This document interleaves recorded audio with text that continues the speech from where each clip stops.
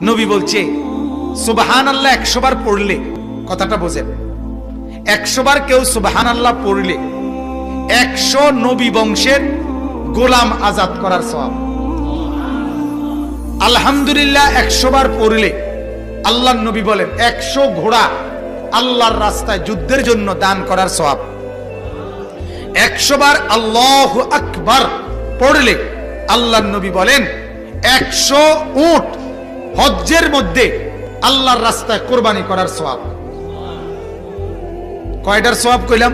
সুবহানাল্লাহ, আলহামদুলিল্লাহ, আল্লাহু আকবার। এরপরে নবী বলে 100 বার যে পড়বে লা ইলাহা ইল্লাল্লাহ, বলেন, আবার বলেন, লা ইলাহা ইল্লাল্লাহ, লা ইলাহা ইল্লাল্লাহ, লা ইলাহা ইল্লাল্লাহ। তাসবিহ পড়তে যেন তাড়াহুড়া না হয়, ঠিক আছে না? ইনশাআল্লাহ সুন্নত, সুন্নত হলো ধীরে ধীরে পড়া, এক এক নিঃশ্বাসে এক একবার পড়া। সুবহানাল্লাহ, সুবহানাল্লাহ, সুবহানাল্লাহ, সুবহানাল্লাহ, সুবহানাল্লাহ, সুবহানাল্লাহ, সুবহানাল্লাহ, আলহামদুলিল্লাহ, আল্লাহু আকবার। কয় আসেনি মানে না হলে না, দেখছি না থাকলে কেমনি শান্তির দেশে থেকে কই ইরিনি তসবি, আপনি কর এটা তসবি? হ্যাঁ, কিতা কইছেন? এটি কিতা?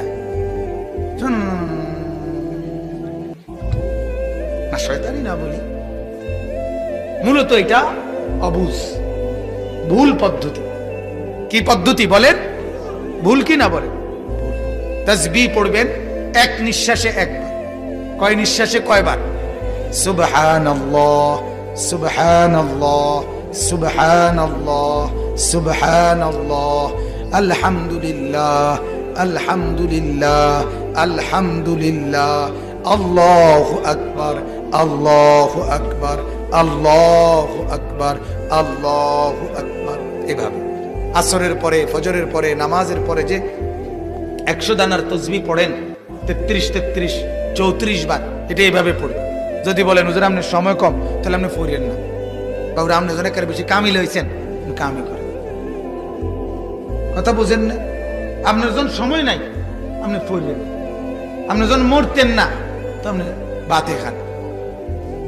এজন্য ধীরে ধীরে পড়া। তো বলতেছিলাম 100 বার কেউ যদি কি পড়ে, লা ইলাহা ইল্লাল্লাহ, লা ইলাহা ইল্লাল্লাহ, আল্লাহর নবী বলেন আমার উম্মত 100 বার সুবহানাল্লাহর নেকি তো হিসাব করে বললাম